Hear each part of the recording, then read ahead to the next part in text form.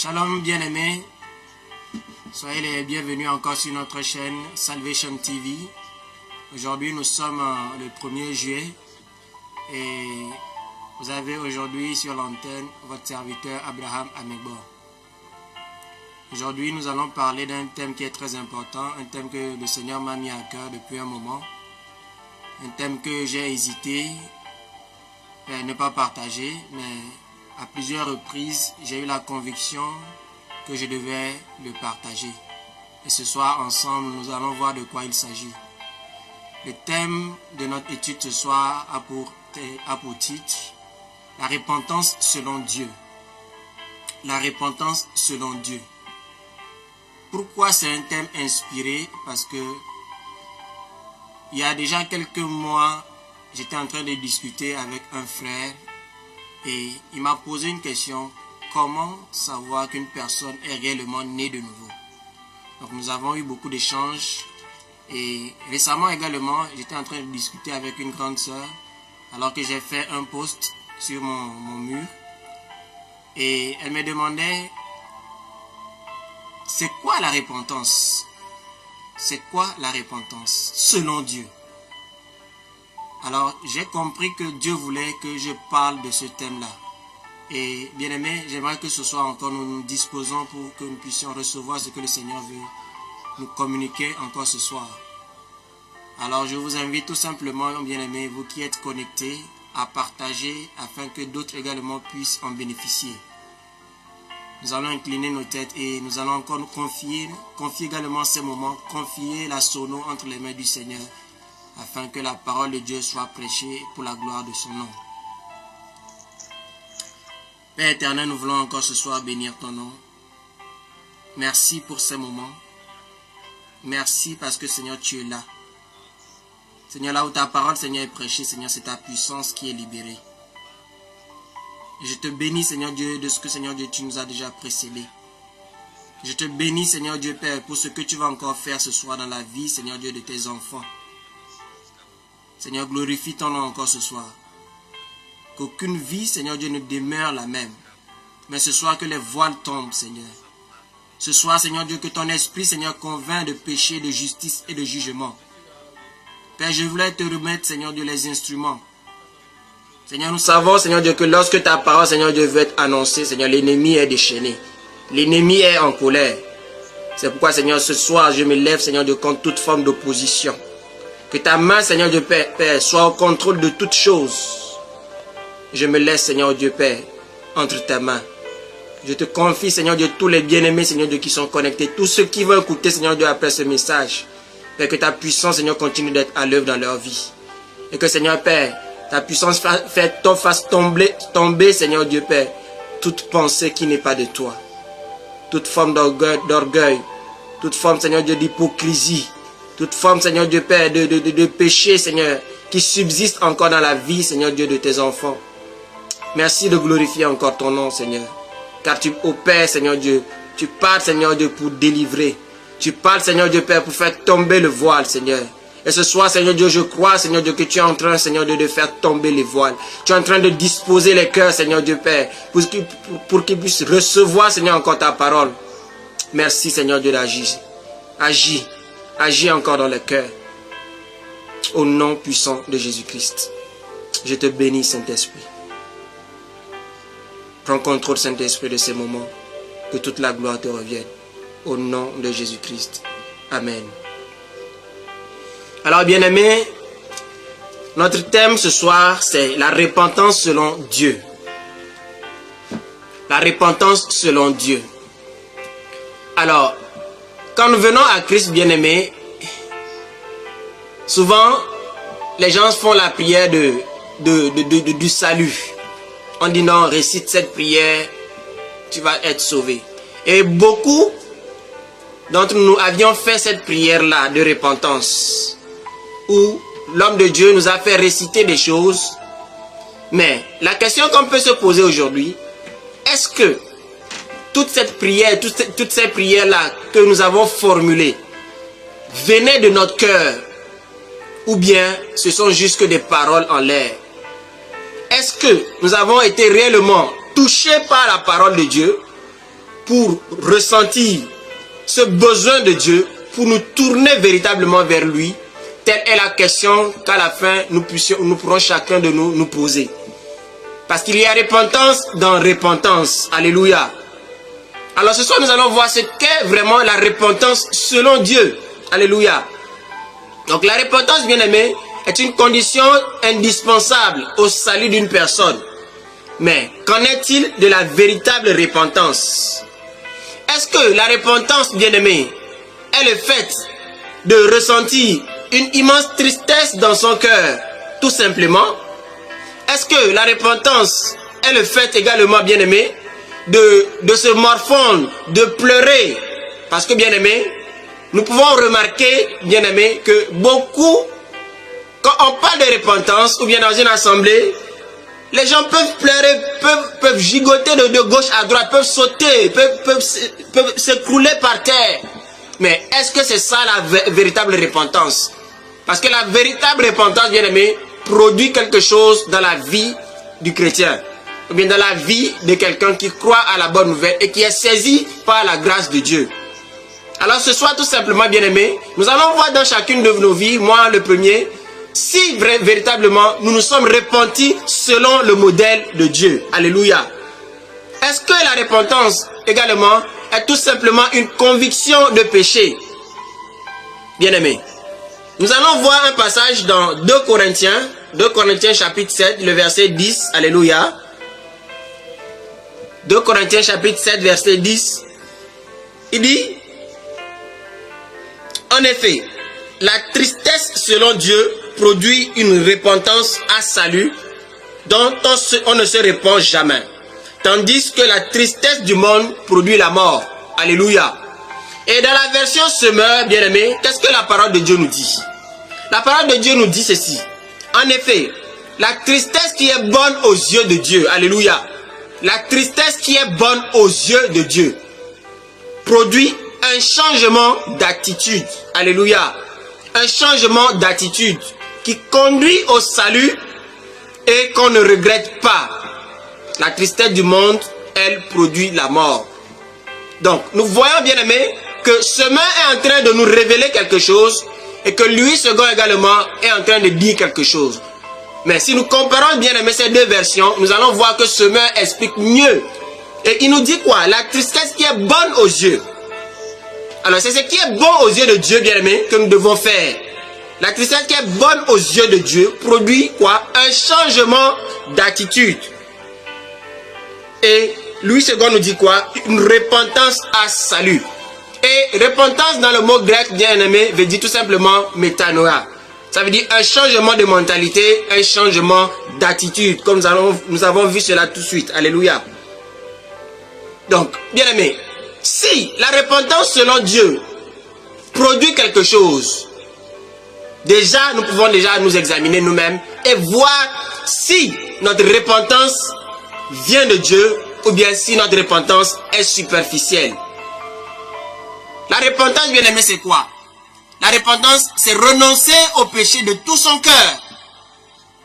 C'est renoncer au péché de tout son cœur. Pas seulement y renoncer, mais s'en détourner également. S'en détourner. Se tourner vers le Seigneur. Faire un demi-tour. Se tourner vers le Seigneur. Compter sur sa grâce. Le saisir. Marcher à sa suite. Et avoir également, bien aimé, ce vif désir d'échanger. Ce vif désir d'être transformé. Alors, bien aimé, est-ce que nous sommes réellement repentis? Parce que déjà, bien aimé, nous pouvons répondre à la question. Est-ce que je suis repenti selon Dieu?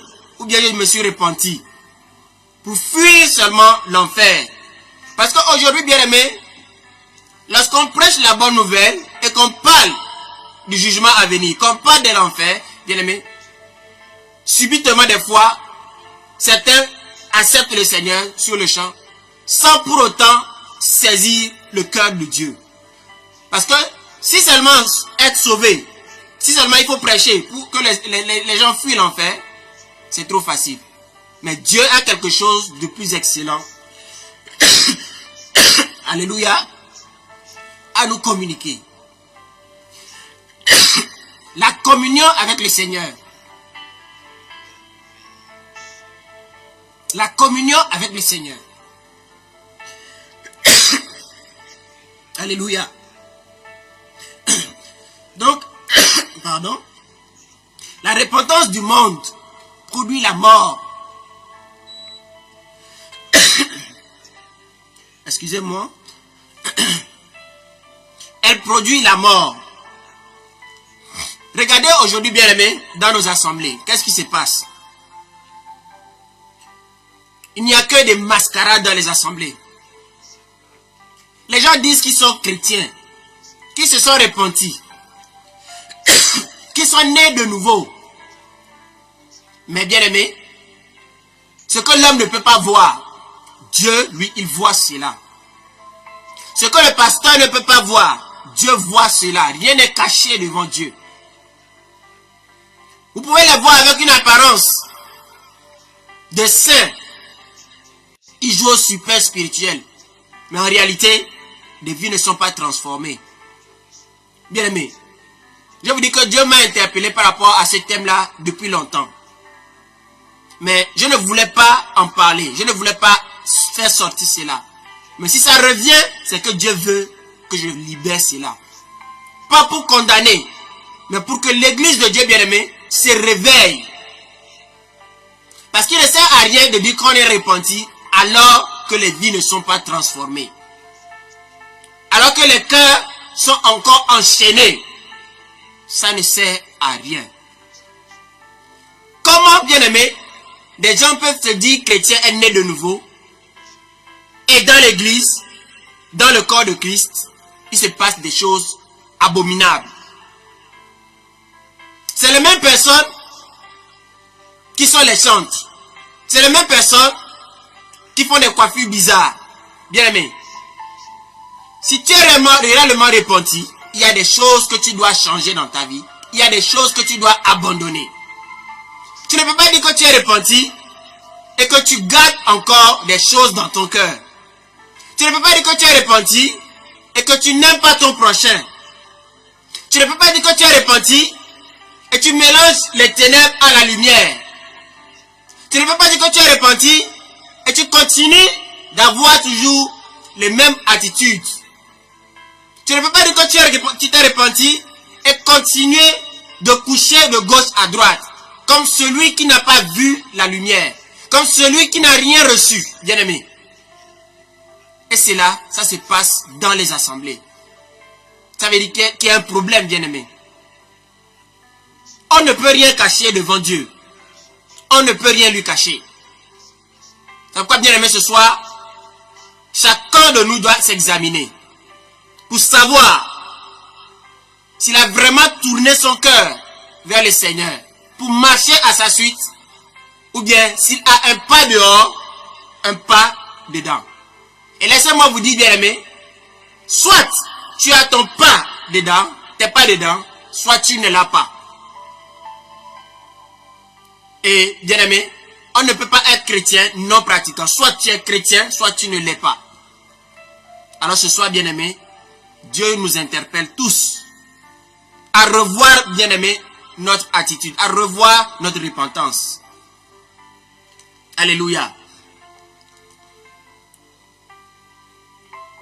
Chaque fois, nous avons des idées dans nos pensées. Et récemment, j'ai cherché sur le net le nombre de pensées qu'une personne peut avoir par jour. Et ce que j'ai pu noter, c'est que l'homme a 60 000 pensées par jour. Mais la question bien aimée qu'on peut se poser, est-ce que toutes ces pensées sont bonnes? Ce que j'ai découvert par la suite, c'est que 45 000 en sont mauvaises. Et bien aimé, nous pouvons ensemble le confirmer. Qu'est-ce qui traverse nos pensées chaque jour? C'est vrai, nous réfléchissons. Mais est-ce que c'est toutes ces pensées-là qui sont bonnes? Est-ce que c'est toutes ces pensées-là qui sont bonnes? Regardez combien de fois l'ennemi est à notre suite pour nous noyer. Regardez chaque fois, lorsque nous sommes dans la distraction, l'ennemi vient nous souffler des choses dans notre esprit, dans notre cœur. Et si nous ne savons pas faire, bien aimé, nous les manifestons. Et tout ça, c'est des pensées du diable. Donc, bien aimé, la repentance, c'est un changement de mentalité, un changement d'attitude. Alors ce soir, est-ce que tu as changé d'attitude? Est-ce que tu as changé d'attitude quand tu as rencontré le Seigneur? Et si tu ne vois depuis longtemps, si tu ne vois pas de changement, depuis que tu as connu le Seigneur, ça veut dire qu'il y a un problème. Parce que la Bible nous dit, bien aimé, selon la version Semeur, que la repentance, bien aimé, alléluia, la tristesse qui est bonne aux yeux de Dieu, c'est un changement, pour Dieu, un changement d'attitude. Donc c'est le fruit de notre repentance. C'est notre témoignage, bien aimé, envers Dieu. Alors, si nous refusons également de changer d'attitude, allons-nous dire, ou bien allons-nous prétendre, bien aimé, que nous nous sommes repentis? La réponse est tout simplement devant nous, bien aimés. La tristesse, selon Dieu, produit un changement d'attitude. C'est ça la repentance. Alors si jusqu'à présent, bien aimé, tu ne vois aucun changement, pose-toi tout simplement les bonnes questions. Arrêtons de faire semblant de jouer au saint, de jouer au spirituel devant les hommes, alors que nous savons, bien aimé, nous-mêmes ce que nous sommes. Alors que nous savons, bien aimé, que Dieu nous regarde tel que nous sommes. Et un jour, je disais ici, bien aimé, que nous pouvons porter des chaussettes trouées dans des chaussures fermées. Nous-mêmes, nous savons, mais les autres ne peuvent pas savoir. Regardons-nous, bien aimés, comme Dieu nous voit. Ne faisons pas semblant et laissons Dieu tout simplement nous transformer. Alléluia. La tristesse selon Dieu, bien aimé, est une tristesse qui nous fait réaliser notre offense. Qui nous fait réaliser, voir le péché, bien aimé, dans lequel nous sommes. Bien aimé. Alors, bien aimé, cette tristesse-là, elle produit en nous quoi? Une conversion véritable. Une conversion véritable. Un changement d'attitude. Un désir d'abandonner sa mauvaise voie. Un désir d'abandonner le péché. Un désir d'abandonner son mauvais caractère. Un désir d'abandonner sa vieille nature. Et s'attacher véritablement, bien aimé, au Seigneur. La Bible dit quoi? Produisez des fruits dignes de votre repentance. Quels sont les fruits de ta repentance? Quel est le fruit de ma repentance? Parce que la repentance, bien aimé, produit un fruit. Et ce fruit, c'est le salut. Et dans le salut, il y a la délivrance. Dans le salut, il y a la restauration. Et en grec, le mot salut veut dire sozo. Dans le salut, bien aimé, il y a la joie. As-tu la joie? As-tu la paix? De quoi, bien aimé, es-tu repenti quand tu as rencontré le Seigneur? Alléluia.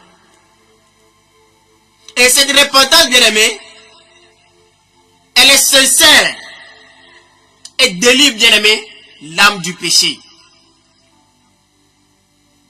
Alléluia. La tristesse, selon Dieu, produit une repentance à salut. Produit un changement d'attitude. Alléluia. Nous allons voir, bien aimé, Romains chapitre 8. Lisons Romains chapitre 8. Versets 8 à 9. Je lis au nom de Jésus. Or, ceux qui vivent selon la chair ne sauraient plaire à Dieu. Pour vous, vous ne vivez pas selon la chair, mais selon l'esprit. Si du moins l'esprit de Dieu habite en vous. Si quelqu'un n'a pas l'Esprit de Dieu, l'Esprit de Christ, il ne lui appartient pas. Paul bien-aimé s'adresse ici à deux types de personnes. Deux types de personnes. Il dit quoi? Pour vous, ça veut dire vous qui êtes nés de nouveau, vous qui êtes convertis. Donc, il parle aux chrétiens, il parle aux païens. Mais vous ne vivez plus selon la chair, mais selon l'esprit. Paul fait ici une déclaration, bien-aimé. Il dit, mais vous, mais toi, qui suis en ce moment, tu ne vis plus selon la chair, mais selon l'esprit. Si du moins l'Esprit de Dieu habite en vous. Bien-aimé, l'Esprit de Dieu habite en nous pour faire quoi? Pourquoi l'Esprit de Dieu nous a été donné? L'Esprit de Dieu nous a été donné, bien-aimé, pour faire la volonté de Dieu dans nos vies. Jésus-Christ a dit quoi? Attendez le Saint-Esprit. L'Esprit de vérité. Le consolateur. Il vous enseignera toutes choses. Il vous conduira dans la vérité. Alors le Saint-Esprit nous a été donné, bien-aimé, pour répondre aux exigences de Dieu. Pour faire la volonté de Dieu en nous. Alléluia. Bien-aimé, il y a des choses que je n'ai pas compris très tôt. Et qu'aujourd'hui je suis en train de comprendre. Et laissez-moi vous dire, souvent je priais, oh Seigneur, je veux faire ta volonté, je veux faire ta volonté, je veux faire ta volonté. Et je pensais que la volonté de Dieu allait se manifester comme ça.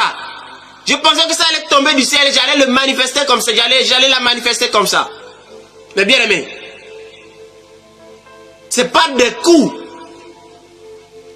que je devais apprendre cela. C'est pas un brisement.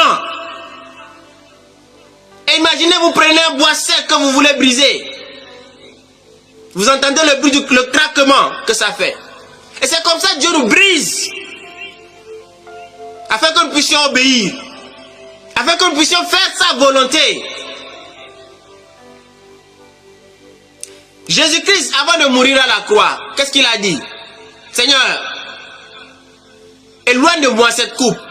Non pas ma volonté, mais ta volonté. C'était pénible pour lui. Il voulait s'en débarrasser. Mais il ne voulait pas faire sa volonté. Il voulait faire la volonté de Dieu. Et Dieu nous fait passer par des situations difficiles. Par des situations pénibles. Afin que nous puissions faire taire notre chair. Et c'est là, je l'ai compris tardivement. Mais je comprends bien aimé cela aujourd'hui. Et je comprends bien aimé que si Dieu veut te rendre conforme à lui bien aimé, il va te briser. Il va te façonner. Il va te casser. Tout simplement. Pour que tu sois comme il veut. Bien aimé, ce n'est pas difficile. Ce n'est pas difficile. Mais quand nous acceptons, nous laisser transformer, nous laisser briser, même si c'est chaud, même si ça bouillonne dans le cœur, bien aimé, nous allons voir et récolter les fruits. Un cultivateur, lorsqu'il sème, bien aimé, il ne sème pas dans la joie. Il sème avec des souffrances sur le chaud soleil. Il sème, il se coude, mais il a mal partout. Mais quand il récolte, bien aimé, il est content. Il est content de sa récolte. Derrière chaque souffrance, il y a une gloire. Voilà pourquoi, bien aimé, nous devons tous payer le prix. Et quel prix, bien aimé? Le prix du renoncement. Le renoncement aux œuvres mortes. Le renoncement à la chair. Le renoncement au monde, à ses convoitises. Parce que le monde a sa convoitise. Tu viens de quelque part. Tu viens à la rencontre du Seigneur. Il te sort du monde. Mais le diable veut t'attirer encore à nouveau dans le monde. Voilà pourquoi, bien-aimés, nous devons faire gaffe, nous devons faire attention dans notre marche. Nous devons résister au diable afin qu'il fuit loin de nous. Nous devons nous soumettre à Dieu. La Bible n'a pas dit, bien-aimés, résistez au diable, soumettez-vous à Dieu et il fuira loin de vous. Il a dit quoi? Soumettez-vous à Dieu, résistez au diable et il fuira loin de vous. Donc la soumission, bien-aimé, produit la résistance au diable. Jésus-Christ, quand il était tenté, bien-aimé, à la montagne, il s'est soumis à Dieu. Il a résisté au diable par la parole. Donc nous devons être dans la parole pour également résister au diable. Déclarer la parole, confesser la parole. Et c'est elle qui nous donne la force de pouvoir surmonter les tentations. C'est elle qui nous donne la force, bien-aimé, de pouvoir tenir ferme dans le brisement. C'est des choses que j'ai compris tardivement. Mais aujourd'hui, je comprends cela, bien-aimé. La vie chrétienne, du bout des lèvres, elle est douce. Mais dans la pratique, c'est pas facile. Que personne ne vous trompe, ce n'est pas facile. Et l'église est une école de formation. Dans les assemblées, c'est une école de formation. Vous regardez les gens dans l'assemblée, lorsqu'il y a la louange, lorsqu'il y a l'adoration, ils sautent de gauche à droite, comme des oiseaux qui sont sortis de la cage. Mais regardez dans le monde, regardez comment ils se comportent. Est-ce que c'est ça ce que Dieu veut? Parce que Dieu te forme à l'intérieur pour que tu sautes. Parce que l'église, c'est l'ecclésia, appelé hors. On n'opère pas dans l'église, on opère dans le monde. Pour faire connaître Christ au monde. Donc la vie du chrétien dans le monde doit être un exemple, un témoignage, bien aimé. Comme ça, lorsque les gens vont voir le chrétien dans le monde, qu'ils voient Christ en eux. Que les païens voient Christ dans notre vie, dans notre façon de parler, dans notre façon de voir, dans notre façon de penser. Que les gens, les païens, voient Christ en nous. Alléluia. C'est ce que, bien aimé, Dieu attend de nous. Ton patron te dit quelque chose, tu boudes. Mais tu te dis chrétien. C'est toi qu'on connaît comme chrétien. Est-ce que c'est ça le témoignage? Dieu te brise que tu puisses manifester sa gloire. Pour que tu puisses, bien aimé, lui ressembler en toutes choses. Jésus-Christ, la Bible nous dit qu'il a été tenté en toutes choses, mais il n'a point cédé. Alors, je n'ai pas d'excuse de céder devant quelconque tentation. Et Seigneur, je te demande pardon pour toutes les fois où j'ai cédé à toute forme de tentation. Je refuse maintenant au nom de Jésus. Et que ce soit ton cas dans le nom de Jésus. Parce que Dieu te donne la capacité d'y résister. Ne dis pas que non, je suis trop faible. Non. La Bible dit quoi? Ma grâce te suffit. Car ta puissance, car ma puissance s'accomplit dans ta faiblesse. Alors, lorsque nous sommes en face des adversités, levons les yeux vers le ciel. Regardons à Jésus-Christ. Regardons à Jésus-Christ et déclarons des paroles pour être boostés dans la foi, pour tenir ferme et résister au diable. Et alors que nous sommes en train de lui résister, bien aimé, il va chercher à fuir. Et c'est là où nous aurons gagné. C'est là où nous aurons gagné. Mais il va chercher encore le moment favorable. Alors que tu seras dans la distraction pour venir te séduire. Mais c'est à toi, bien aimé, d'être éveillé pour ne pas tomber. Parce que le diable, bien aimé, ne lâche pas comme ça. Regardez combien de fois il a tenté Jésus-Christ. Alors qu'il venait de sortir de son jeûne. 3 fois. Et peut-être toi, ça ne sera pas 3 fois. Parce que le diable, bien aimé, il connaît ton point faible. Il sait par où t'avoir. Mais tu peux lui résister par la parole. Tu peux lui résister par la parole. Alors ce soir, tout simplement, bien aimé, regarde à Jésus-Christ. Regardons ensemble à Jésus-Christ. Et soyons fortifiés, bien aimés. Alléluia. Alléluia. Le verset 14, bien-aimé, dit quoi? Car tous ceux qui sont conduits par l'Esprit de Dieu sont fils de Dieu. Tous ceux qui sont conduits par l'Esprit de Dieu sont fils de Dieu. Jésus-Christ viendra rechercher son épouse. Et le monde attend la révélation des fils de Dieu, pas des enfants de Dieu.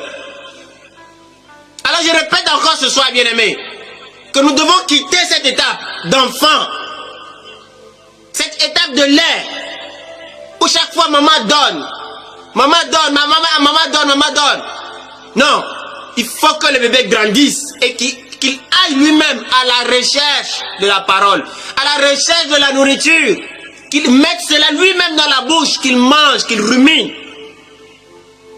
Nous devons quitter cette étape de bébé et grandir, bien-aimés, dans notre marche. On ne peut rien confier, rien déléguer à un enfant. Mais c'est les fils, bien-aimés, qui reçoivent. C'est les fils qui héritent. Alors, veux-tu être enfant ou bien veux-tu arriver à la stature de fils?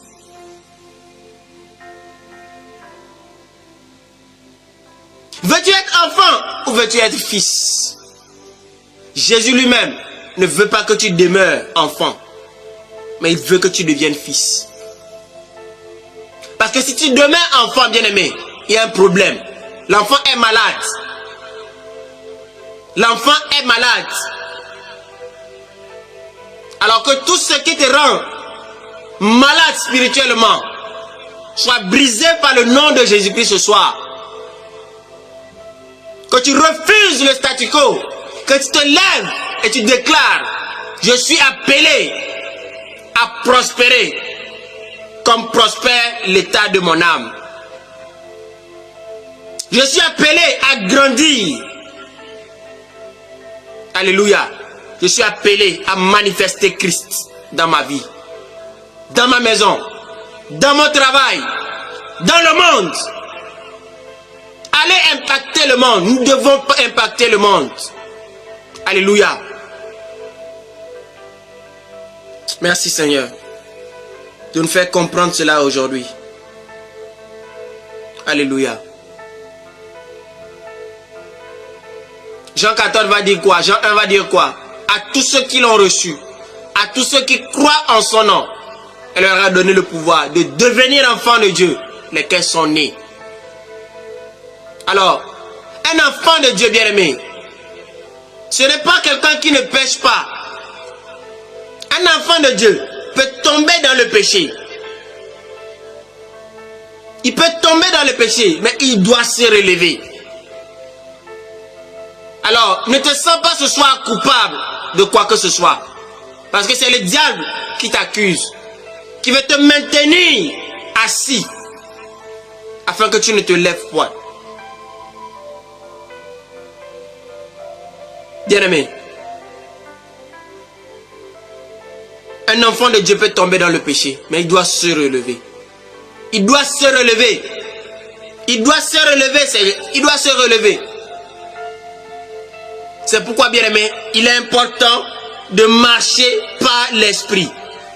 Et marcher par l'esprit, bien-aimé, c'est dire oui à ce que Jésus-Christ dit, à ce que Jésus-Christ ordonne. C'est marcher dans sa parole. Car tous ceux qui sont conduits par l'Esprit de Dieu sont fils de Dieu. Les fils marchent par l'Esprit. Bien-aimés, marchons par l'Esprit. Marchons par l'Esprit. Marchons par l'Esprit. Alléluia. Et si nous remontons un peu plus haut, le verset 13, pour marcher par l'Esprit. Donc, bien-aimés, marchons par l'Esprit. Et pour pouvoir marcher par l'Esprit, qu'est-ce qu'il faut faire? Il faut être dans la parole. Alors, j'aimerais bien, aimé, qu'on remonte tout un peu plus haut, au verset 13.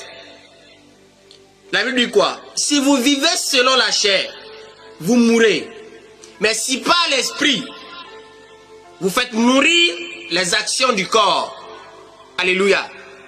Donc pour faire mourir les actions du corps, je dois faire quoi? Je dois être dans l'esprit. Pour être dans l'esprit, je dois aussi demeurer dans la parole de Dieu. Je dois être enraciné dans la parole de Dieu. Alléluia. Donc si par l'esprit vous faites mourir les actions du corps, vous vivrez. Donc la marche par l'esprit aussi, c'est faire taire les actions du corps. En se basant, en s'appuyant sur la parole de Dieu. Alléluia.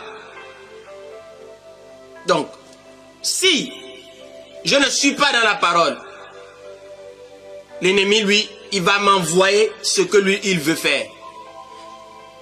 Je serai saturé des pensées de l'ennemi.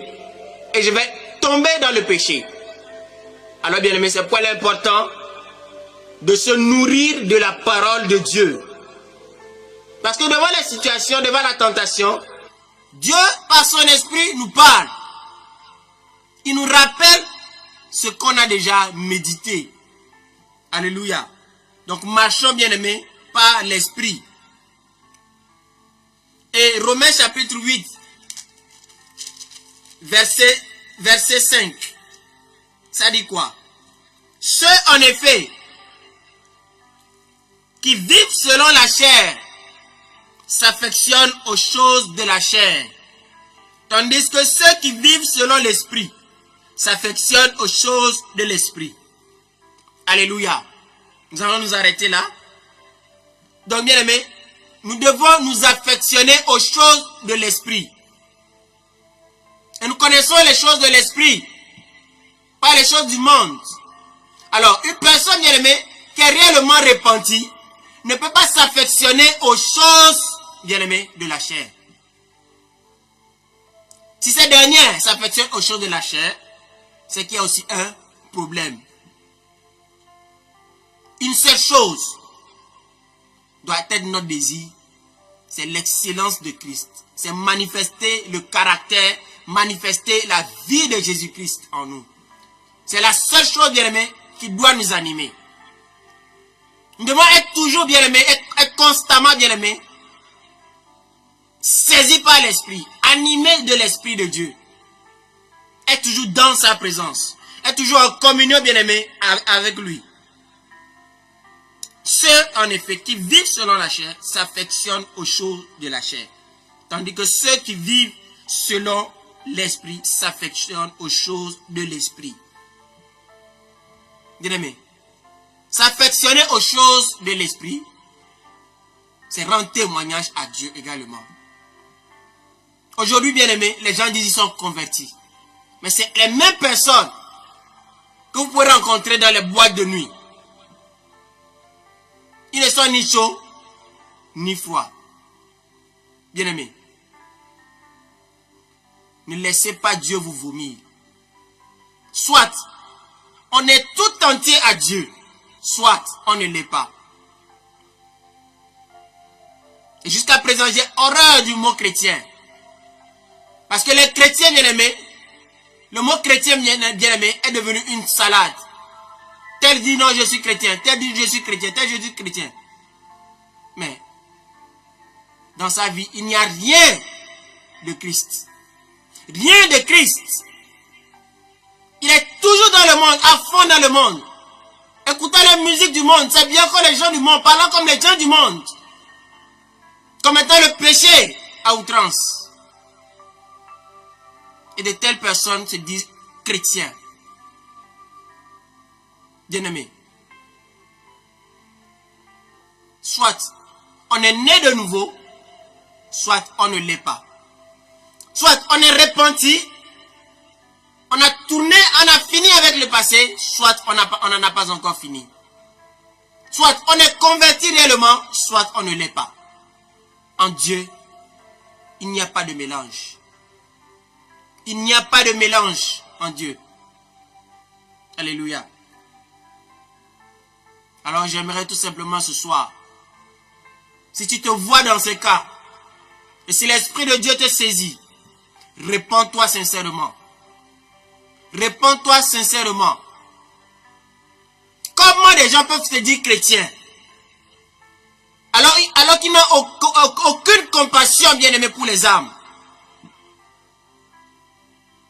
Des gens sont en train de mourir. Des gens ont besoin de soutien. Des gens ont besoin d'aide, bien-aimé. Mais vous fermez votre cœur à libérer la grâce, alors que vous êtes sauvés par grâce. Bien-aimé, Dieu ne nous sauve pas pour que nous puissions faire autre chose. C'est pour accomplir son œuvre. Pour accomplir son œuvre. Soit on marche avec Dieu, soit on ne marche pas avec Dieu. Bien-aimé, arrêtons de faire des semblants. Arrêtons de paraître saints au monde, devant les gens. Mais laissons-nous transformer. Dieu nous voit tels que nous sommes. Dieu nous voit tels que nous sommes.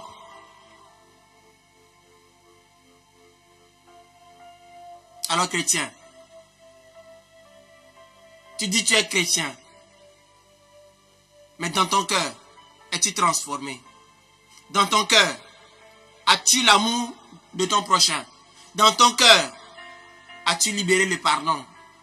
Dans ton cœur, est-ce qu'il y a encore des racines d'amertume? Dans ton cœur, es-tu libéré de ton passé? Dans ton cœur, as-tu fini avec la masturbation? Dans ton cœur, as-tu fini avec tes anciennes copines? Dans ton cœur, as-tu fini avec le vol? Bien-aimé, la repentance, ce n'est pas seulement de la bouche. Non, je me suis repenti, je me suis repenti. Non. Bien-aimé, si je vole quelque chose, si je dis que je suis repenti, je dois rendre la chose volée. Mais aujourd'hui, les gens se disent, je suis chrétien. Mais ils refusent d'abandonner leurs copines. Quelle est cette repentance? Quelle est cette repentance? Ils n'ont pas fini avec le monde. Mais ils disent que ils disent qu'ils se sont repentis. Ça, ce n'est pas la véritable repentance. La véritable repentance produit un changement d'attitude. Ça produit un changement d'attitude. Tu dis que tu es chrétien, tu es né de nouveau. Tu t'es repenti, mais tu as toujours ton fétiche à côté. Tu consultes toujours les marabouts. Bien aimé. Comment tu peux dire servir le grand Dieu et tu le mélanges à des hommes charnels, à des païens? Comment peux-tu aller consulter les morts? Comment peux-tu continuer à prier les morts alors que tu dis que tu es repenti? Ça, c'est quelle repentance? Ça, c'est quelle repentance qui ne t'affranchit pas de ton passé? C'est quelle repentance qui n'a pas pu couper ses liens, qui ne t'a pas débarrassé de ton orgueil? Bien-aimés, examinons-nous nous-mêmes et laissons, bien-aimés, l'esprit toucher notre cœur. Laissons l'esprit travailler notre cœur. Alléluia. Alléluia. Alors, ce soir, nous allons voir quelques étapes pour parler d'une vraie repentance. 4 étapes pour une vraie repentance. Alléluia. Nous allons voir, bien aimé, Ésaïe, chapitre 6.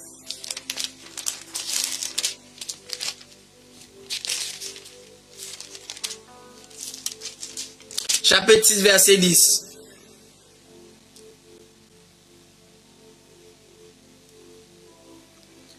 Je lis la parole de Dieu. Rends insensible le cœur de ce peuple. Alléluia.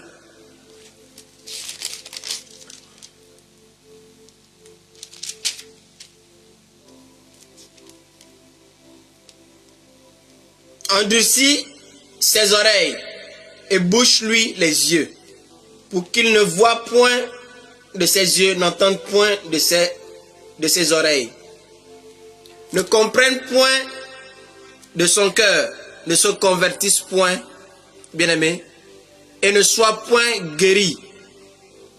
Alléluia. C'est pas le passage que je voulais donner. Je me suis trompé de référence. Nous allons voir, bien aimé, lisons plutôt Luc 15.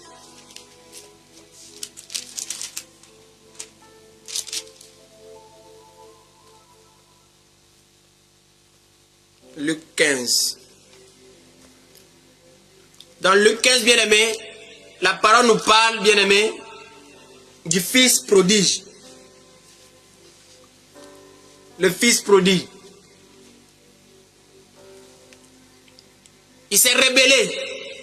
Il a quitté le domicile de son père. Mais la Bible nous dit quoi? Nous allons sauter, nous allons aller au verset 17. Étant rentré en lui-même, 4 étapes pour vivre une vraie repentance. Alléluia. Peut-être nous allons en voir plus aussi. Étant rentré en lui-même, il s'est dit, combien de mercenaires chez mon père ont du pain en abondance? Et moi, ici, je meurs de faim. Je me lèverai, j'irai vers mon père. Je lui dirai, mon père, j'ai péché contre le ciel et contre toi. Verset 19. Je ne suis plus digne d'être appelé ton fils. Traite-moi comme l'un de tes mercenaires. Alléluia. Verset 20, on peut lire. Et il se leva et alla vers son père. Comme il était encore loin, son père le vit et fut ému de compassion. Il courut se jeter à son cou et le baisa. Amen. Donc le premier point, bien aimé, c'est la conviction de péché. Le fils prodige, il a vu son état, il a vu sa misère. Il vivait auparavant en tant que prince. Il était riche, il avait tout à sa disposition. Mais il s'est rebellé contre son père. Mais plus tard, il a vu dans quelles conditions il était. Il est rentré en lui-même, la Bible nous dit, au verset 17. Il s'est repenti de ce qu'il a fait. Et il s'est dit, verset 18, je me lèverai, j'irai vers mon père. Je me lèverai, j'irai vers mon père. Il est tombé, il réalise son état, il veut maintenant retourner vers son père. Ça, c'est un signe d'humilité. C'est un signe d'humilité. Et nous devons également, bien aimé, avoir cette capacité de retourner vers Dieu pour lui dire, ah Seigneur, vraiment, nous avons péché, vraiment, ça ne va pas. Fais-nous grâce, aie compassion de nous. Vraiment, telle attitude ne te plaît pas. Je ne veux pas demeurer dans cette attitude. Telle situation, ça ne marche pas. Je ne veux pas que ça continue. Fais grâce, interviens. Bien aimé, notre Père, il entend. Il entend. Il entend lorsque nous lui parlons de tout notre cœur. J'irai vers mon Père et je lui dirai, j'ai péché contre le ciel et contre toi. Il était convaincu. Et il savait qu'il avait péché. Il avait désobéi à son père. Son père qui lui faisait du bien. Il lui a désobéi. Il a fait à sa tête. Bien-aimé, nous devons être animés, bien-aimés, de cela. Nous devons nous humilier devant le Seigneur pour lui confier nos fardeaux, nos problèmes, nos situations. Lui seul, bien-aimé, peut nous aider. Lui seul peut nous aider. Donc la première, le premier point, la conviction de péché. La conviction de péché. Alors, il faut également en être conscient. Parce que beaucoup ne s'en rendent pas compte. Ils ne s'en rendent pas compte qu'ils ont péché. Alors ce soir, que le Saint-Esprit te révèle ton péché et que tu ailles devant le Père pour te réconcilier avec lui. Il a les bras ouverts et en ce moment le Saint-Esprit est en train d'indexer ton péché et tu le sais. Ne le cache pas. Dieu veut tout simplement ton bien. Il veut te guérir. Il veut te libérer. Il veut te libérer. Alléluia. Alléluia.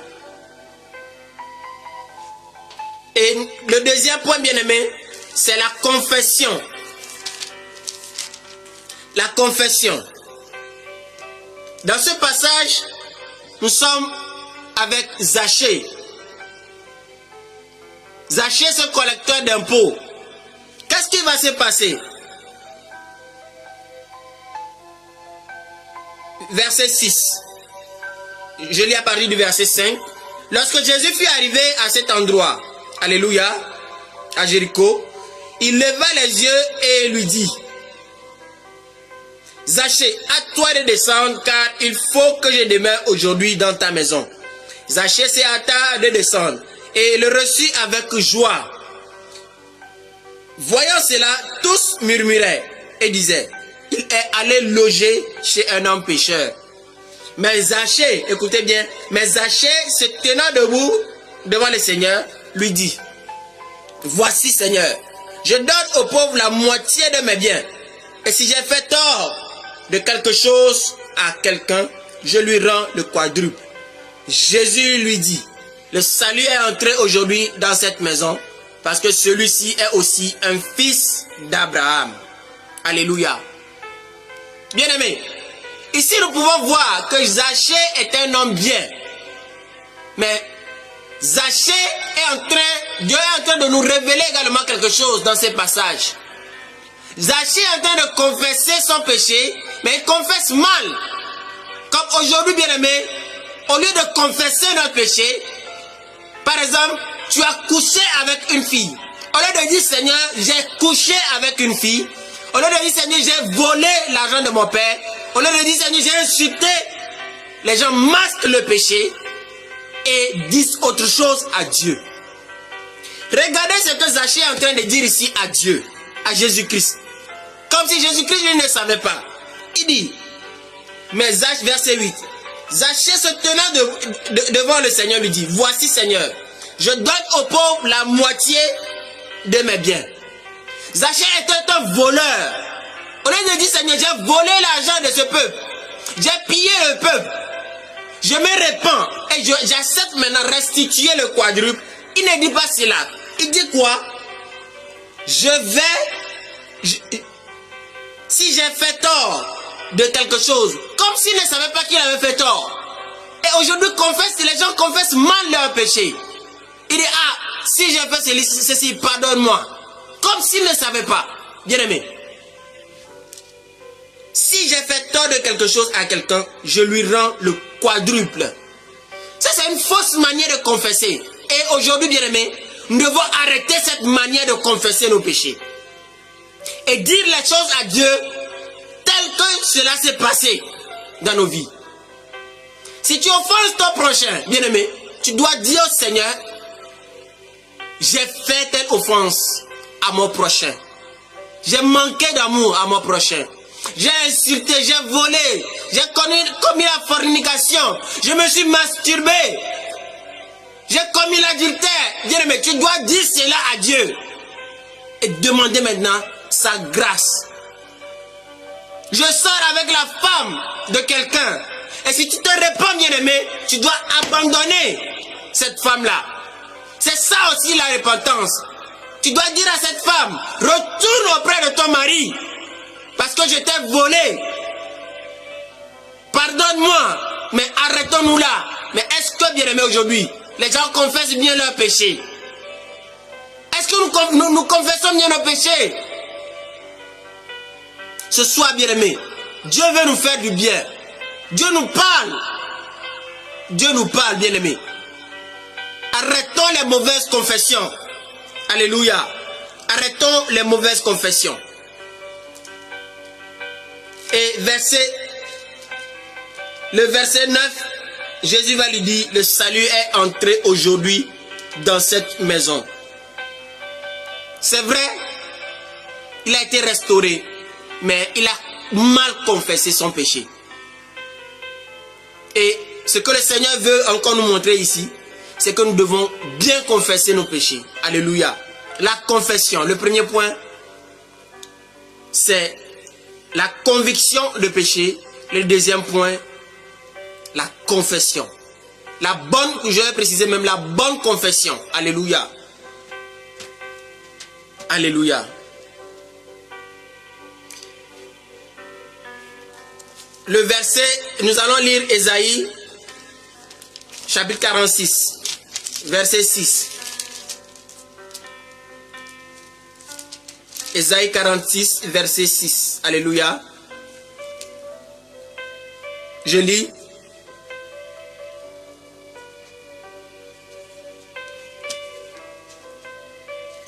Ésaïe 46, verset 6.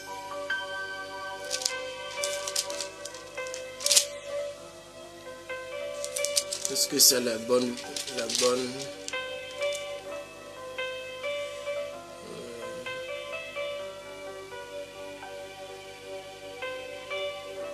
Je cherche un passage où ça dit que notre justice est comme un vêtement souillé devant Dieu.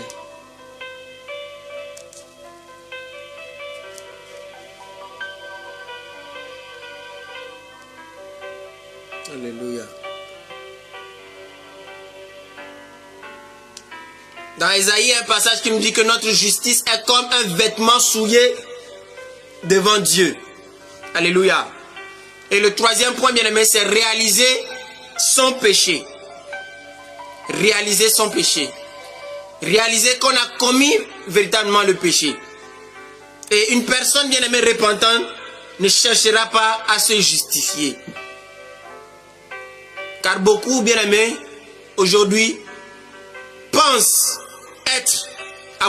avoir raison, et alors qu'ils sont dans le tort. Ils cherchent toujours à se justifier. Ils pensent toujours avoir raison. Et bien aimé, ces raisonnements doivent tomber. Ces raisonnements doivent tomber. Nous devons être conscients du tort qu'on a commis à l'autre. C'est ça aussi, bien aimé, la repentance. Alléluia. Ésaïe 54.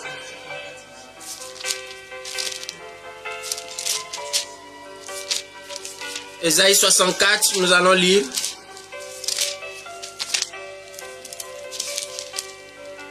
Au lieu d'Ésaïe 46, c'est Ésaïe 64.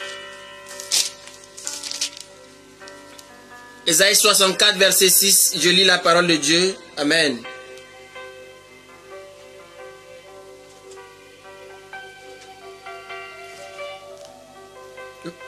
Ici, c'est le verset 5, où dit, nous sommes tous comme impurs. Et toute notre justice est comme un vêtement souillé. Nous sommes tous flétris comme une feuille. Et nos crimes nous emportent comme le vent. Mais ce qui m'intéresse ici, c'est que la parole de Dieu nous dit que toute notre justice est comme un vêtement souillé. Alors nous avons besoin que Dieu nous purifie. Tout ce que l'homme va vouloir faire pour se justifier, bien aimé, n'a aucune valeur devant Dieu. Voilà pourquoi, bien aimé, nous devons réaliser la souillure dans laquelle nous sommes, la saleté dans laquelle nous sommes, afin, bien aimé, de nous repentir véritablement. Alléluia. Donc, une personne repentante n'excuse pas ses fautes. Il réalise son état, réalise son péché et demande pardon. Demande la grâce de Dieu dans sa vie. Alléluia. Le prochain point, la prochaine étape, c'est quoi? C'est l'abandon du mal. L'abandon du mal. Et dans la repentance, bien aimé, celui qui se repent, j'ai dit quoi tout de suite? Celui qui se repent doit rendre la chose volée.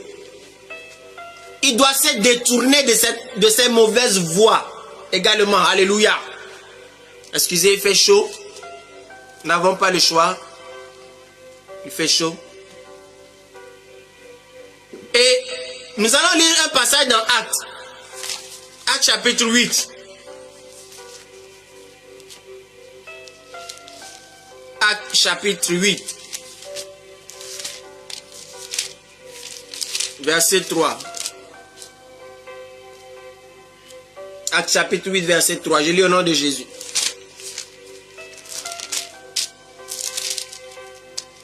Saul, de son côté, ravageait l'église. Pénétrant dans les maisons, il en arrachait hommes et femmes et les faisait jeter en prison. Je viens de dire tout de suite l'abandon du mal. Nous connaissons tous Paul. Avant qu'il ne soit Paul, il était Saul, Saul de Tarse. Nous savons comment il persécutait l'église de Dieu. Nous savons comment il capturait les gens, les assassinait, les jetait en prison. Mais quand il a rencontré le Seigneur bien-aimé, qu'est-ce qui s'est passé dans sa vie?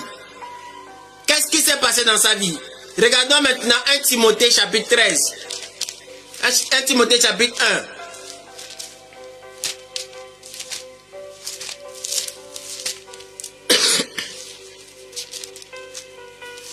1. 1 Timothée chapitre 1, verset 12. Je lis la parole.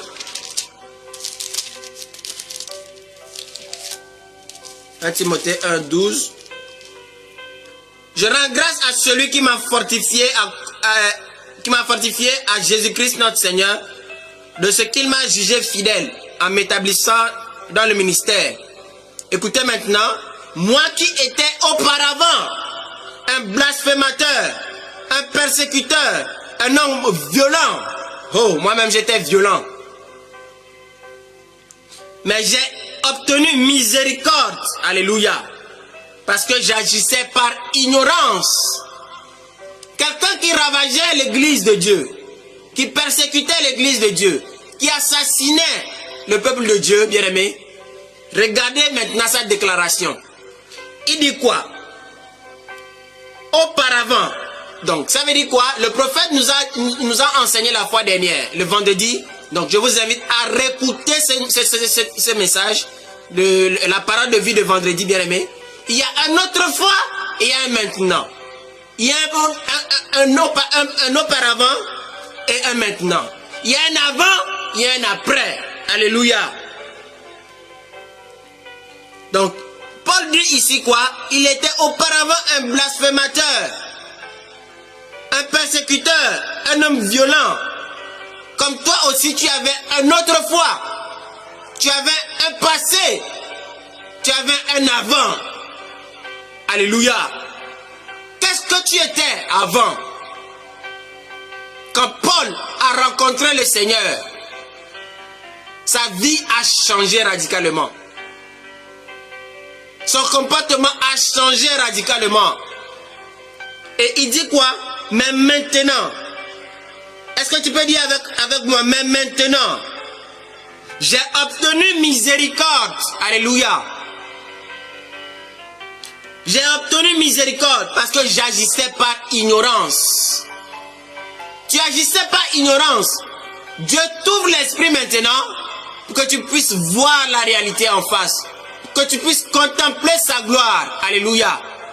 Que tu puisses voir sa lumière briller dans ta vie. Seigneur, j'accepte ta lumière ce soir dans ma vie. Qu'elle brille dans ma vie. Qu'elle illumine tout mon être. Et que je sois de jour en jour transformé en la même image que toi. Au nom de Jésus-Christ. Que cela soit ton partage, bien-aimé. Dans le nom de Jésus-Christ. Alors je prie que tu sois délivré de ton passé. Que tu sois délivré de ton auparavant. Alléluia. Et que tu entres dans l'héritage des saints. Que tu entres dans l'héritage des sanctifiés. Que tu entres dans l'héritage des élus. Au nom de Jésus-Christ. Alléluia. Paul agissait par ignorance. Que tu sois délivré ce soir de ton ignorance dans le nom de Jésus-Christ. Sois délivré dans le nom de Jésus-Christ. Au nom de Jésus. Paul, qui était violent, bien-aimé, est devenu un homme doux. Un homme doux. Alléluia. Et c'est l'œuvre de Dieu dans nos vies. Lorsque nous acceptons être brisés Parce que quand Dieu a choisi Paul, il lui a dit quoi? Je lui montrerai ce qu'il doit souffrir pour moi. Donc, dans la marche chrétienne, il y a la souffrance. Moi, je fuyais la souffrance. Mais j'étais obligé de céder à la souffrance pour répondre à l'appel de Dieu. Pour répondre à sa parole. Pour dire oui, fais ce que tu veux. Mais je sais que c'est pour mon bien. Et que c'est pour ta gloire. Parce que je suis appelé à révéler Christ. Alléluia. Alors ce soir, que les écailles tombent de tes yeux. Dans le nom de Jésus-Christ. Amen. Merci Saint-Esprit. Paul était une personne violente, mais il est devenu une personne douce. Alors le deuxième point, le prochain point, c'est le changement de comportement. Au début, nous avons vu quoi? Que la repentance veut dire un changement de comportement. Une personne repentante, bien-aimée, doit réaliser son besoin de Dieu. Son besoin de Dieu pour guérir son cœur, pour le purifier, pour le restaurer complètement. Alléluia. Sans la restauration de Dieu, bien-aimé, rien ne pourra se passer. C'est Dieu qui étend sa main sur nous, sur nos vies, pour nous toucher, pour nous guérir. Alors ce soir, je vais faire confiance encore à la main de Dieu qui agit dans ma vie. Je vais faire ce soir à la main de Dieu qui agit dans ta vie. Pour te toucher. Pour te libérer de tout joug, de tout poids, de tout fardeau. Au nom de Jésus-Christ. Sois délivré maintenant. Sois délivré maintenant. Sois délivré maintenant. Reçois la paix. Reçois la joie. La joie que tu attendais tant. Reçois maintenant. Reçois la paix. Reçois la paix. Au nom de Jésus. Au nom de Jésus. Alors bien-aimé, celui qui veut changer de comportement, il doit manifester cette envie de vouloir changer. Et qu'est-ce que cette personne va faire, bien-aimé? Cette personne va s'approcher, bien-aimé, d'un frère ou bien d'une sœur, ou bien aller se confier même à son pasteur pour demander de l'aide, pour demander des conseils, pour demander à ce qu'on le soutienne dans la prière. Si ça ne va pas, il va se confesser.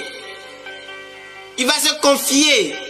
Oh, pasteur, ou bien si tu as confiance à un frère qui ne parle pas beaucoup, parce que les gens parlent beaucoup aussi aujourd'hui dans l'église de Dieu.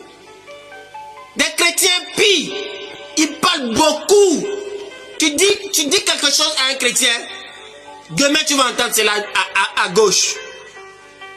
Ou bien un fidèle vient se confier à toi, la personne va vouloir entendre ce que la personne t'a dit.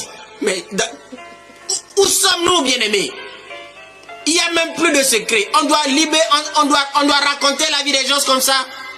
Ou bien si un frère fait quelque chose, est-ce qu'on est obligé, bien-aimé, de le dire sur les toits?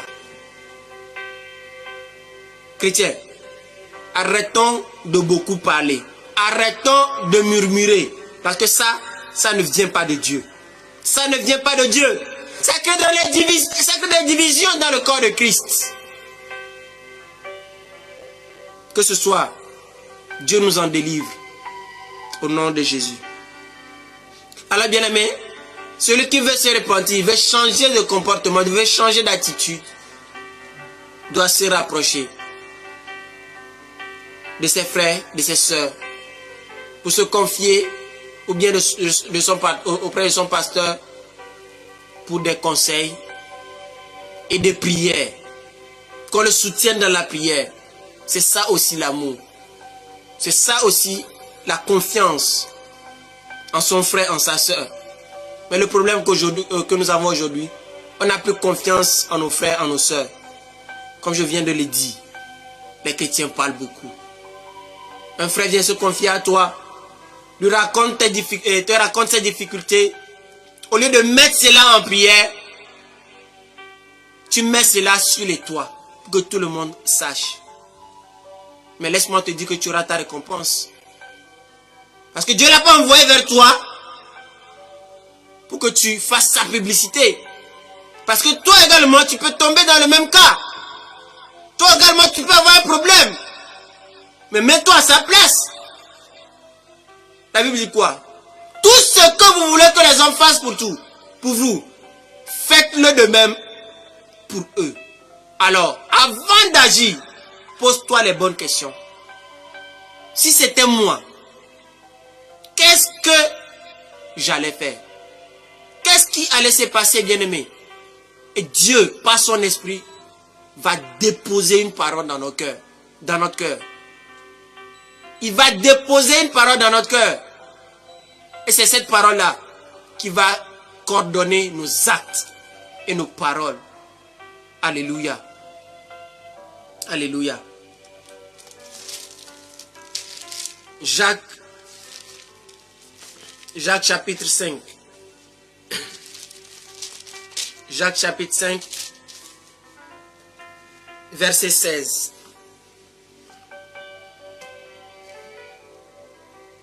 La Bible dit quoi? Confessez donc vos péchés les uns aux autres et priez.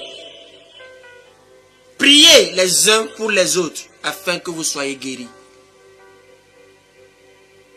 Je ne vous envoie pas vers n'importe qui. Pour allez vous confesser. Confiez-vous à un frère sûr, à une soeur sûre, ou bien allez vers votre pasteur. Exposez-vous. Mais ce qu'il va faire, c'est prier pour vous. Et demain, si vous entendez cela sur les toits, sachez que votre pasteur également, il a un problème. Et qu'il a besoin de guérison, qu'il a besoin d'être restauré. Parce que quand Dieu envoie quelqu'un vers nous, c'est pour que nous puissions soutenir cette personne-là dans la prière. Au lieu d'être des pies. Alléluia. Ça, c'est la parole de Dieu qui le dit. Confessez vos péchés les uns aux autres. Et priez les uns pour les autres. Afin que vous soyez guéris. La prière fervente du juste a une grande efficacité. Donc, nous sommes en quelque sorte des intercesseurs. Pour porter quelque chose devant le Seigneur. Alléluia. Hébreux, chapitre 10, verset 24. Hébreux 10, 24, je lis au nom de Jésus. Veillons les uns sur les autres pour nous exciter à la charité, ou bien à l'amour, et aux bonnes œuvres. Veillons les uns sur les autres.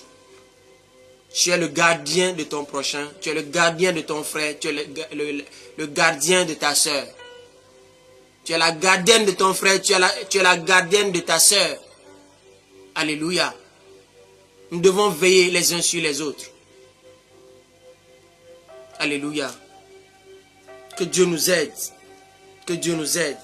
Et le dernier point, bien-aimé, nous devons tout simplement nous soumettre à Dieu. La soumission totale à Dieu. La soumission totale à Dieu. Et nous avons vu tout de suite là, cette parole qui dit, soumettez-vous à Dieu. Résistez au diable et il fuira loin de vous. Et se soumettre à Dieu, bien-aimé, c'est tout simplement être attaché à lui. C'est comme être connecté à un arbre. Être connecté à cette tige. Et Jean 15 va nous dire quoi? Jésus dit qu'il est le cep et nous sommes les sarments. Que si nous demeurons en lui, et que ces paroles demeurent en nous, bien-aimés, forcément, nous allons porter du fruit. Forcément, nous allons porter du fruit. Alléluia. Je suis le vrai cep, et mon Père est le vigneron. Tout sarment qui est en moi, et qui ne porte pas de fruit, il le retranche. Et tout sarment qui porte du fruit, il l'émonde afin qu'il porte encore plus de fruits. Verset 5. Je suis le cep, vous êtes les sarments. Celui qui demeure en moi et en qui je demeure. Alléluia. Je dois demeurer en Dieu pour qu'il puisse demeurer en moi. Alléluia. C'est ça maintenant qui me permet d'être soumis totalement à lui. C'est une connexion. Comme je demeure en lui et en qui je demeure autant pour moi porte beaucoup de fruits. Car sans moi, vous ne pouvez rien faire. Peu importe tes décisions, peu importe ton envie, peu importe ta détermination, bien-aimé, si tu ne te soumets pas à Dieu, tu vas tomber. Tu vas tomber. Soumettons-nous à Dieu en toutes choses. Alléluia. Actes, chapitre 2.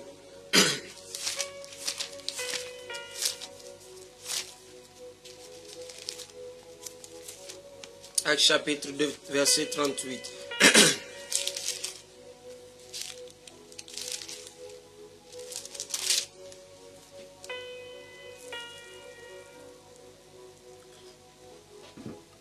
Verset 37, je lis.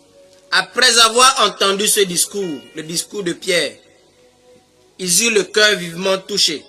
Et il dit à Pierre et aux autres apôtres, « En frères, que ferons-nous » Pierre leur dit, « Repentez-vous et que chacun de vous soit baptisé au nom de Jésus-Christ pour le pardon de vos péchés et vous recevrez le don du Saint-Esprit. » Alléluia. Dans ce passage bien-aimé, nous voyons clairement que la repentance précède toute chose. Avant de recevoir le pardon de Dieu bien-aimé, nous avons besoin de nous repentir. Avant de recevoir l'Esprit, nous avons besoin de nous repentir. Sans la repentance bien-aimé, rien ne pourra fleurir dans notre vie. Avant toute chose, Dieu demande à ce qu'on se repente. Et c'est sur la base de notre repentance qu'il libère maintenant sa grâce sur notre vie.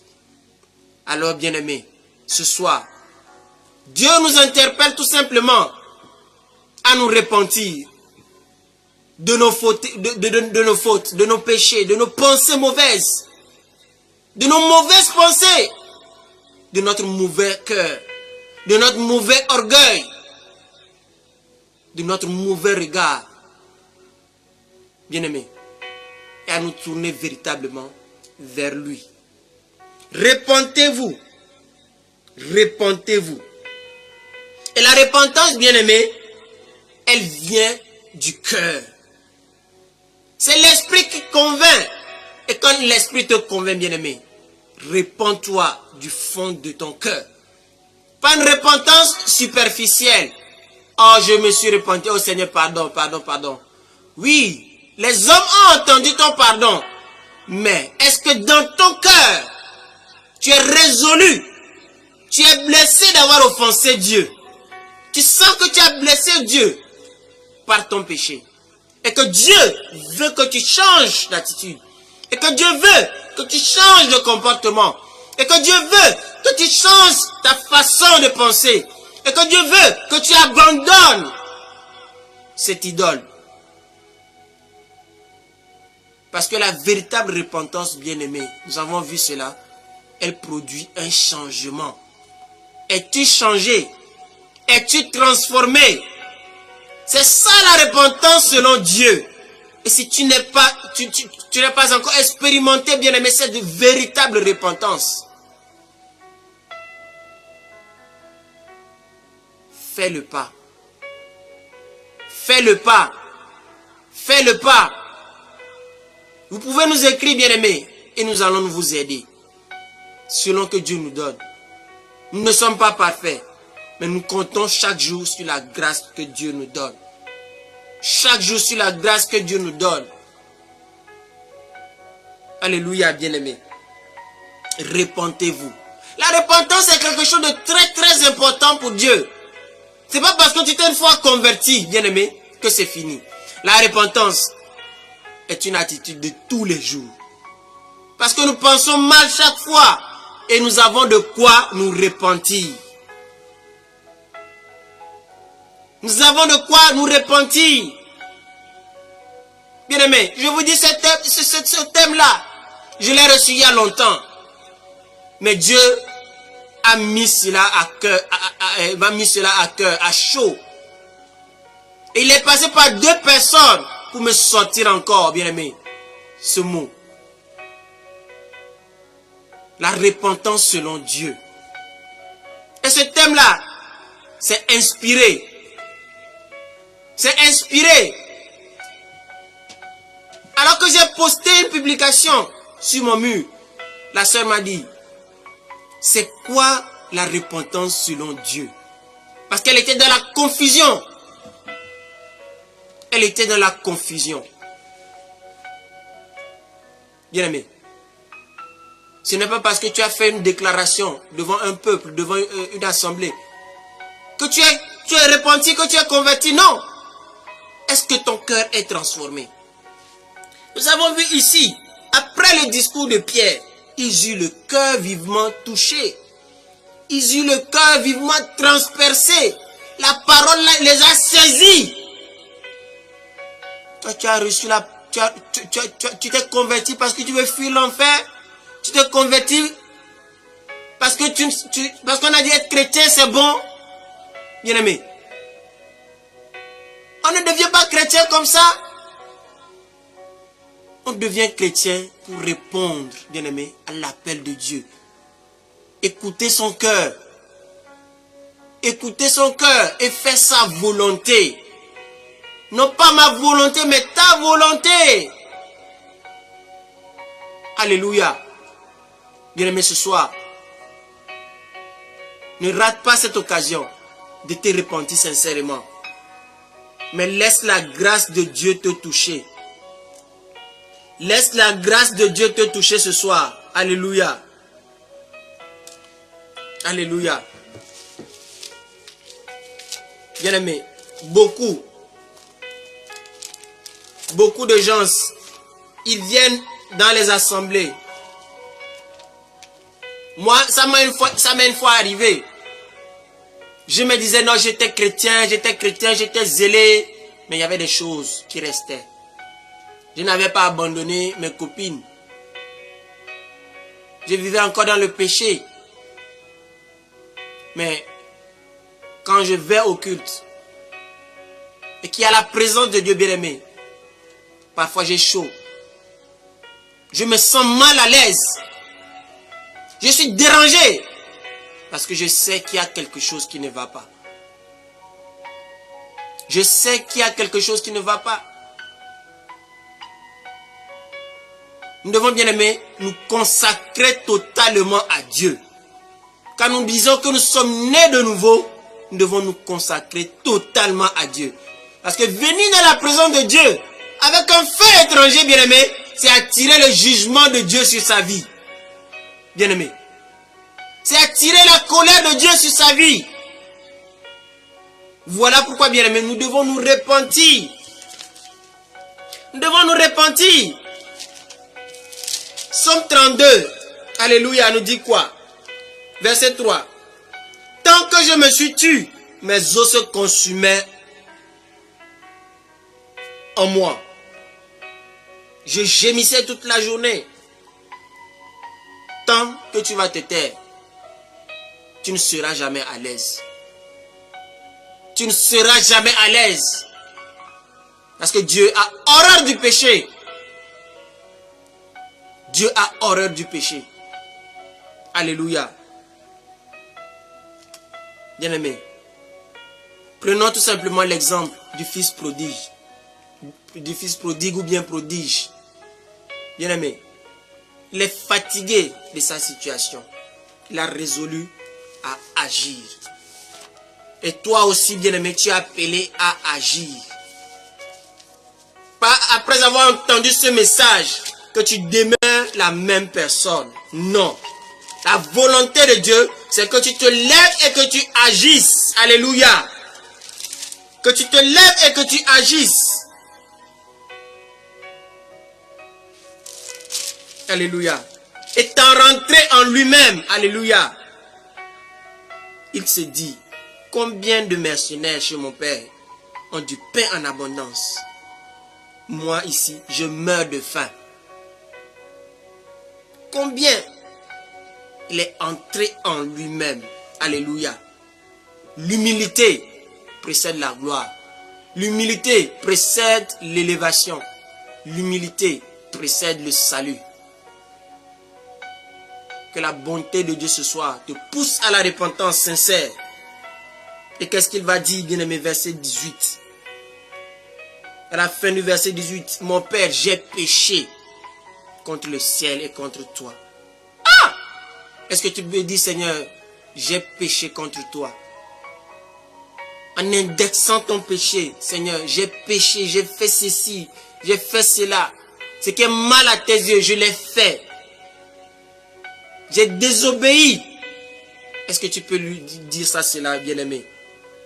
Est-ce que tu peux dire? Il va dire, verset 19, je ne suis plus digne d'être appelé ton fils. Traite-moi comme l'un de tes mercenaires. Il se soumet. Il se soumet, il se livre. Père, fais de moi ce que tu veux. Parce que je t'ai désobéi. Mais le Père, par amour, l'a accueilli les bras ouverts. L'a revêtu de son plus beau manteau. Voilà comment Jésus-Christ bien-aimé attend ceux qui veulent se repentir d'un cœur sincère. Il les attend tout simplement les bras ouverts. Il veut les revêtir de sa gloire, de sa sainteté. Il veut nous donner ce vêtement blanc. Il veut nous donner sa sainteté, bien-aimé. Est-ce que tu veux recevoir cela? Est-ce que tu veux recevoir cela, bien-aimé? Nous allons voir un dernier passage dans Matthieu. Matthieu chapitre 12. Matthieu chapitre 12, verset 9.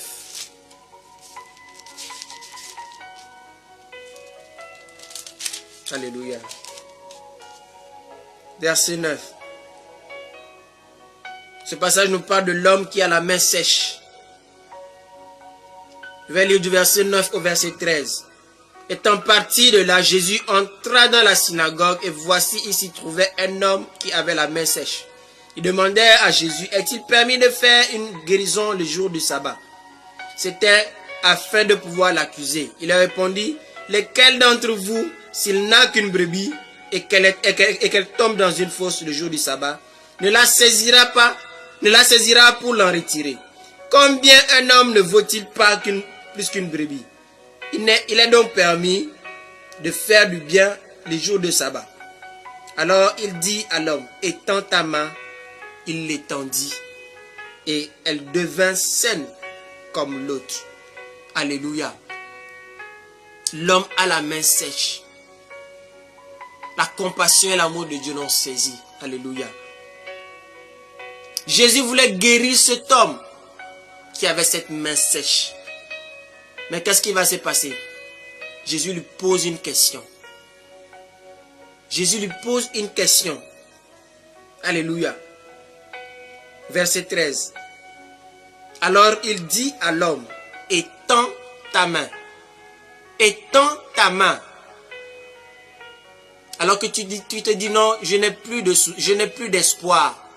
Jésus-Christ est en train de dire en ce moment, confie-moi cette situation. Laisse-moi prendre contrôle. Mais est-ce que tu le crois? Comme il a dit à Marthe, ne t'ai-je pas dit, si tu crois, tu verras la gloire de Dieu. Alors Seigneur, ce soir, nous voulons croire encore en ta puissance et en ta capacité. Et nous voulons recevoir de toi. Seigneur, je déclare que je reçois de toi cette puissance. Seigneur, je déclare, Seigneur Dieu, que quelqu'un est en train, Seigneur Dieu, d'étendre sa main. Je déclare, Seigneur Dieu, que quelqu'un est en train, Seigneur, d'ouvrir son cœur à recevoir, Seigneur Dieu, sa grâce, à recevoir sa guérison, à recevoir sa bénédiction, à recevoir sa restauration, à recevoir sa délivrance, à recevoir, Seigneur, de son enfant, au nom de Jésus-Christ. Alors que tu es en train de disposer ton cœur, tu reçois. Tu reçois par la foi, reçois par la foi, reçois par la foi, reçois par la foi, reçois par la foi, au nom de Jésus-Christ. Et Jésus-Christ pose à cette personne qui a la main sèche, étends ta main. Cette personne pouvait dire, quelle est cette question que tu me poses? Tu sais que j'en suis incapable. mais tu me poses cette question, étends ta main. Mais il n'a pas dit cela. Alors que Jésus-Christ était en train de lui poser cette question. Jésus-Christ voulait entendre tout simplement un oui de sa part. Je le veux. Un oui de sa part, je le veux. Et en ce moment, Jésus-Christ était en train de lui communiquer quelque chose. Jésus-Christ était en train de lui donner la force de tendre sa main. Et la Bible nous dit quoi? Alors il dit à l'homme, étends ta main. Il eut foi, il crut en la parole de Jésus-Christ. Jésus-Christ, regardant son cœur, lui donne la force d'étendre sa main, bien-aimée. Et il l'étendit, alléluia. Et elle devint saine comme l'autre, alléluia. Et alors que tu es en train de croire en la parole de Dieu, Jésus-Christ est en train d'opérer un miracle dans ton cœur. Il est en train d'agir dans ton cœur. Il est en train de te transformer. Reçois cela par la foi ce soir dans le nom de Jésus. Reçois cela par la foi dans le nom de Jésus-Christ. Et je déclare qu'il te soit fait selon ta foi. Parce que la même parole n'a pas changé. Jésus-Christ n'a pas changé. Sa parole n'a pas changé. Et sa parole ne sort point sans pour avoir accompli ce pourquoi elle a été envoyée. Alors reçois cela au nom de Jésus-Christ. Reçois ta restauration. Reçois ta délivrance. Reçois ta guérison.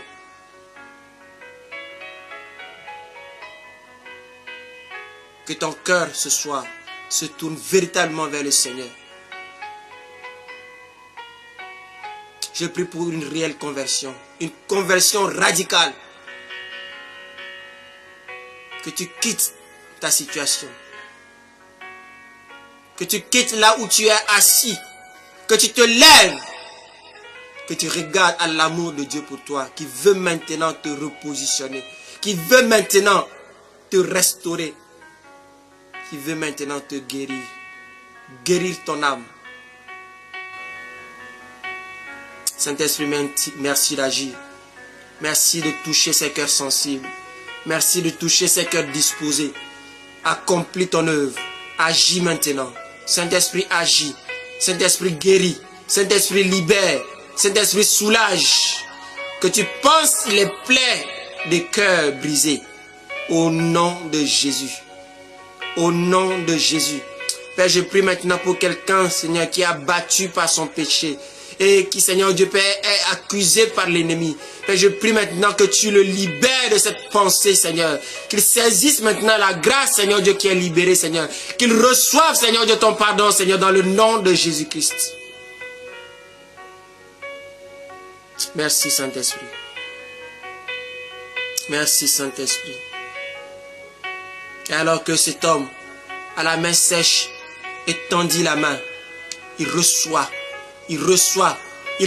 sa guérison. Il fut guéri. Il fut guéri. Il fut guéri.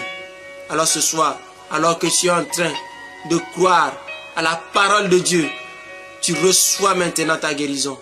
Tu reçois maintenant ta délivrance. Tu reçois maintenant ta restauration. Au nom de Jésus. Ce soir, Dieu veut nous faire du bien. Ce soir, il veut encore ton cœur. Ne dis pas que c'est fini. Ne dis pas, il n'y a plus d'espoir. Rien ne peut subsister devant Dieu. Il te sera fait selon ta foi. Il est le Dieu de l'impossible. Il est le Dieu de l'impossible. Il est le Dieu de l'impossible. Alors regarde-le ce soir comme celui qui agit. Il dit, je suis celui qui te guérit. Je suis celui qui te libère. Je suis celui qui te sauve. Je suis celui qui te libère. Je suis celui qui te délivre.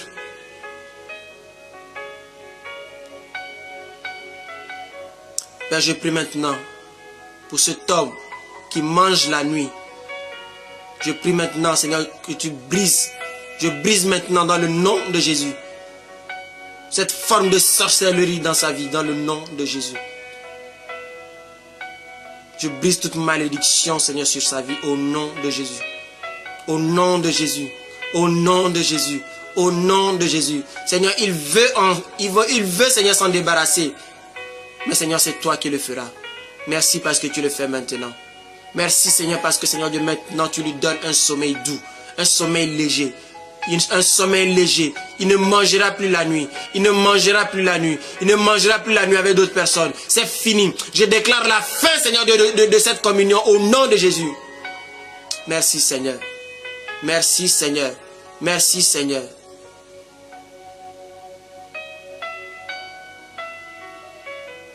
Seigneur, je prie maintenant pour cet homme. Cet homme, Seigneur Dieu, qui a cette femme de nuit,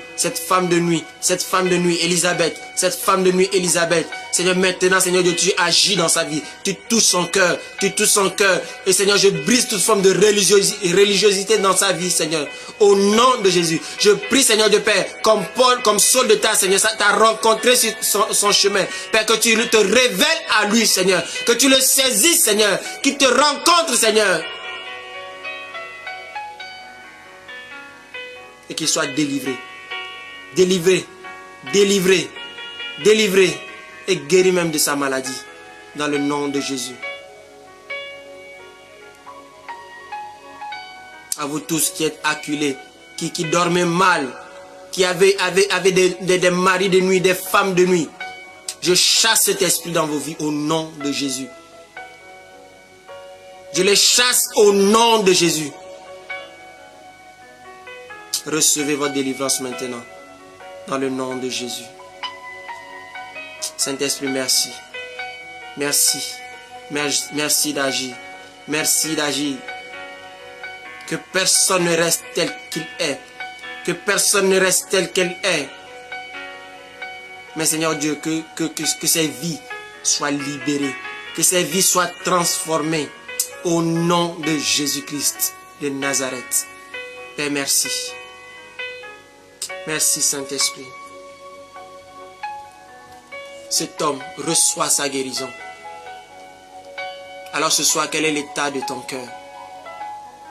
Ce soir, Dieu veut tout simplement bien aimer notre cœur. Alléluia. Et bien aimé, lorsque nous nous repentons sincèrement, nous recevons la grâce de Dieu. Lorsque nous nous repentons sincèrement, nous renonçons également au péché. Alors ce soir, je pense que Dieu t'a parlé. Saisis cette grâce ce soir et tu verras ta vie transformée. Seigneur, merci de ce que tu accordes à quelqu'un de se repentir sincèrement. À quelqu'un, Seigneur Dieu Père, qui est fatigué de sa situation, qui cherche des moyens, Seigneur Dieu, pour sortir de son péché. Et je prie, Seigneur Dieu, que tu lui donnes la force, comme tu as donné la force à cet homme à la main sèche, d'étendre sa main. Qu'elle reçoive de toi cette force, cette capacité, au nom de Jésus. Seigneur, je déclare la gloire de Dieu dans leur vie. Je déclare la gloire de Dieu dans leur vie. Qu'ils prospèrent, qu'elles prospèrent comme tu veux. Je prie, Seigneur Dieu, pour tes enfants, tes élus, qu'ils soient épanouis en toi. Qu'ils soient satisfaits en toi. Donne-nous, Seigneur, d'être satisfaits en toi seul. Au nom de Jésus. Que tout ce qui résiste, tout ce qui subsiste et qui te déplaît, Père, que tu nous les montres, afin que nous puissions, Père, nous repentir sincèrement. Montre-nous, Seigneur, les idoles de nos cœurs, afin que nous puissions les jeter, Seigneur, les brûler, Seigneur. Que nous puissions brûler, Seigneur, de nos talismans, nos fétiches, nos livres de magie, tout ce qui n'est pas de toi, Père, que nous puissions les abandonner et nous tourner véritablement vers toi. Merci parce que, Seigneur Dieu, tu le fais maintenant dans la vie de quelqu'un. Je te bénis, je te loue. Que toi seul, tu sois glorifié. Au nom de Jésus. Au nom de Jésus. Au nom de Jésus. Amen. Alors, bien-aimés, nous sommes arrivés à la fin de notre étude, la repentance selon Dieu. Et je crois que tu as été béni par ce message. Que la grâce de Dieu repose sur ta vie. Cette nuit, fais tout simplement cette prière. Seigneur, je veux tout simplement te connaître tel que tu es. Je sais que tu m'aimes. Je veux que tu te révèles à moi. Je veux que tu me transformes. Je ne veux plus faire de semblant. Je ne veux plus paraître saint. Mais je veux me voir tel que tu me vois. Accorde-moi la grâce de renoncer au péché. Accorde-moi la grâce de me dépouiller moi-même. Accorde-moi la grâce de supporter la souffrance. Accorde-moi la grâce de me tourner véritablement vers toi. Bien-aimé, si tu fais cette prière de tout ton cœur, je ne dis pas de réciter. Prie selon que l'Esprit de Dieu te donne. Dieu va agir par son Esprit. Il est fidèle, il est juste. Alors, bien-aimé, nous allons nous retrouver le vendredi pour l'étude avec le prophète Désiré Yimga. Partagez les messages, bien-aimés, pour bénir également d'autres vies.